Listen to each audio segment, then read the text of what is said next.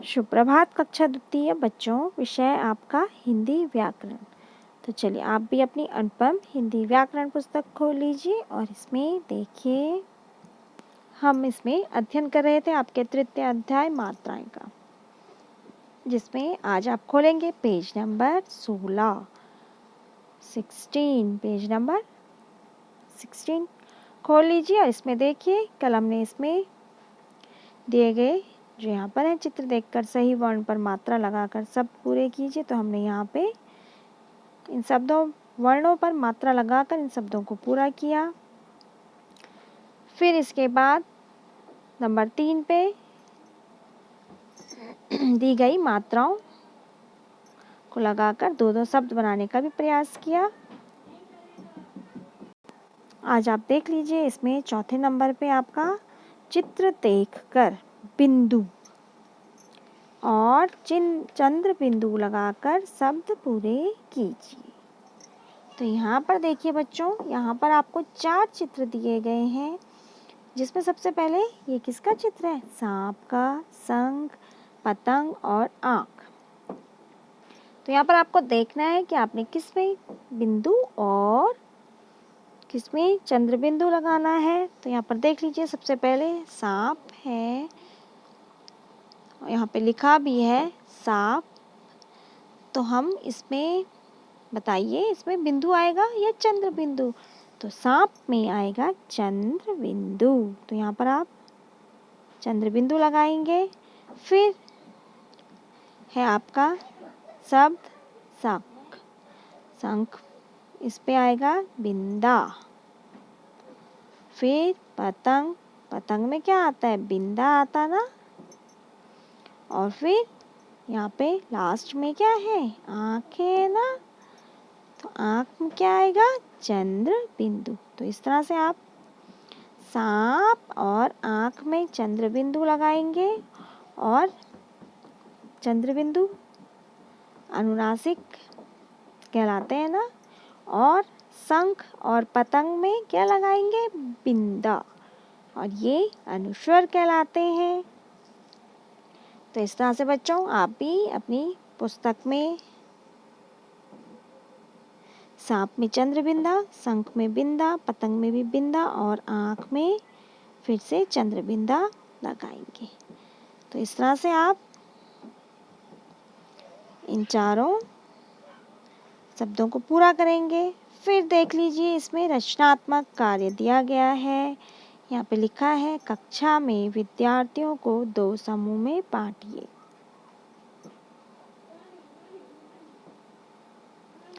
दो समूह में बांटिए। पहले समूह को कोई एक शब्द दीजिए, वह समूह उस शब्द का के अंतिम वर्ण से एक शब्द बनाए।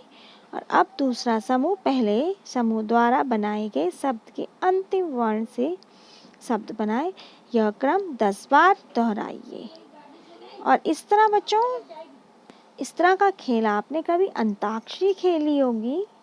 तो अंताक्षरी में भी क्या होता है, जब हम कोई गाना या शब्द बोलते हैं तो उसका जो आखिरी अक्षर आता है, वर्ण आता है, उससे हम दूसरे शब्द की या गाने की शुरुआत करते हैं ना। उसी तरह यहाँ पर भी देख लीजिए, उदाहरण के लिए कुछ शब्द दिए गए हैं। जैसे पहला दिया गया है कबूतर, कबूतर। तो इसमें आखिरी अक्षर वर्ण कौन सा है? रॉ आया ना कबूतर में। तो रॉ से यहाँ पे दूसरा शब्द आया राम।